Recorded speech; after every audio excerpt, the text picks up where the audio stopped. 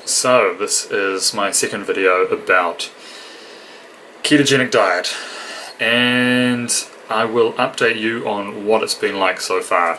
So last time I talked about I was really fresh and I was like really excited about doing the ketogenic diet, and I laid out all the food on my desk and I went through the receipts, and I was thinking to myself, I'll record all the receipts and it will be all very meticulously recorded. I do have some of the receipts around, but something that I've realized is the general rule is that it's just expensive. So I won't bother going through everything. But another thing to learn is that you do get more efficient at buying things and making things as you learn what you can and can't buy. So for example, before I just thought all I could eat was avocados and like fillet steak. That's not true, and so that's sort of changed, and I've been able to eat cheaper, more delicious things. So I suppose I'm in a much better state than I was last time I made a video. I think the last time I made a video I was having what's called Keto Flu. So if you don't know what that is, it's pretty much when your body is crying out for help because you're changing from a carb processor to a fat processor. Your metabolism, I mean. So the last 2 weeks, so I'm 2 weeks in now, last 2 weeks have been a whirlwind of reading, cooking, being organized, planning meals, going to the supermarket, feeling sick, feeling shaky, feeling all sorts of bad things, all sorts of good things too. So I'll start with the bad things. Bad things are that while I'm adjusting, and I don't think I'm fully adjusted yet, but while I was adjusting, the keto flu is real. I mean, I just read it and I was like, oh, I'll get over this in 2 days. In hindsight, it's when you realize sort of how bad that period was. So there were quite a few times when I was lying on my bed, wanting to vomit, and knowing, and all the advice says, drink salt water, eat more fat, do these sorts of things, like have magnesium, have potassium, all these sorts of things. And that was the last thing I wanted to do. The thought of drinking salt water made me want to vomit even more. So I was just lying on my bed, feeling disgusting, forcing myself to put some salt in some water and chug it back. And every time I've done this, the advice is good. The advice is solid. It's true. You should have salt water. And I even do it at work now shamelessly. That's how far I've progressed. So my boss looks at me just like, what the hell are you doing putting salt into water? So yeah, it's good. It's fine. I just tell them why I'm doing it, and it's that everybody seems to be surprisingly understanding. So on that note, one thing that I have noticed is that I didn't realize, and even though you can read it, I didn't quite realize how much water you should be drinking and how much more salt you should be consuming.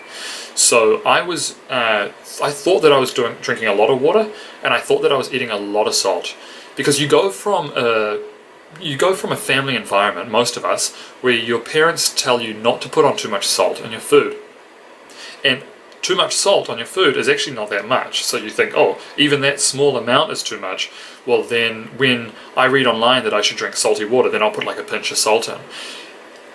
Actually, the best advice I got online was from somebody the Keto, some girl who does videos. Anyway, she said half a teaspoon of salt, put it in the water, chug it, and you'll feel right as rain. And this is the best advice. This is so true.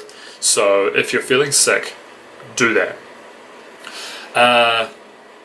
And so I'm slowly adjusting what my definitions of a lot of salt and a lot of water are, and they're becoming more and more as I realize what works and what doesn't work. And I have gone too far sometimes with the water. There are ways that you can sort of measure that. For example, if your urine is too see-through, then you're probably overdoing it on the water, and you can pull that back. And so you just, so I'm still calibrating. Although when you're going through the adjustment period, your body often doesn't really know what it wants or needs, and the signals aren't as strong.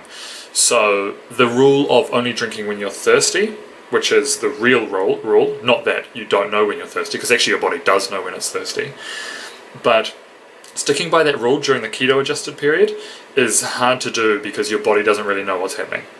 So you could wait until you're thirsty, but to be honest, you probably have a headache and feel nauseous before that.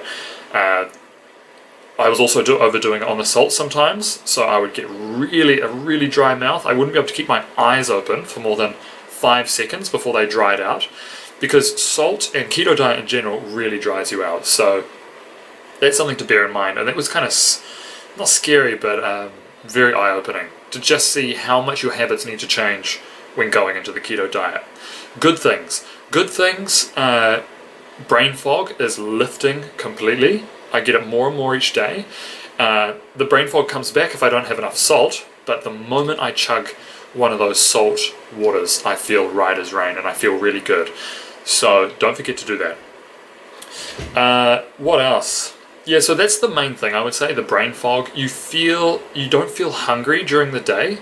You're not craving anything. And this is a real liberating feeling. So it's actually helped my work a lot, because I can, instead of wanting a cake or always constantly thinking about having a cake, I can just work. And it's true what they say, and it's becoming more and more so, is you can go harder for longer in a far more steady way. So before I was up and down like this, I was all over the place. Now, not so. I'm a lot more calm. I feel like in hindsight, looking back, I had ADHD. My brain was so all over the place, it would have been impossible for me to make this video. That's how much of a change it was. My thought patterns and my stream of thoughts was so all over the place that I wouldn't be able to have the presence of mind to actually talk to you like this. So that's a good summary, I think, of everything that I've experienced so far. I'm sure there's a lot more small things that I've discovered. I've increased my pantry size a lot. I've been having a lot of fun with trying to figure out how to make different puddings with chia seeds and that kind of thing. I've learned a huge amount from just learning about food. This is absolutely huge. I have learned so much about food. It's been incredibly eye-opening. I can't really explain it to you, do it justice in this short video, but once you start on this journey, you'll know what I mean. And if you're already down the path, you'll know what I mean. It's like drawing back a curtain on the food industry. It's fascinating stuff. And what else? Oh, and one of the benefits, they say, is a lifting of brain fog in the ketogenic diet. I would say that's definitely true. I can feel that. And another massive benefit that also helps to lift brain fog, I feel, is you have to organize your life. You have to educate yourself. You have to cook things that you wouldn't normally cook. You have to plan out meals. And it's empowering because you're sticking with a diet and you're actually having a go at something which is actually quite strict and difficult to do. And when you wake up in the morning, you feel like, because you've been doing this, you can do a lot more. I won't say you can feel like you can do anything, but you really do feel like a new person. So that is 100% true. I can't see myself stopping this diet anytime soon, and especially when it's just getting better every day.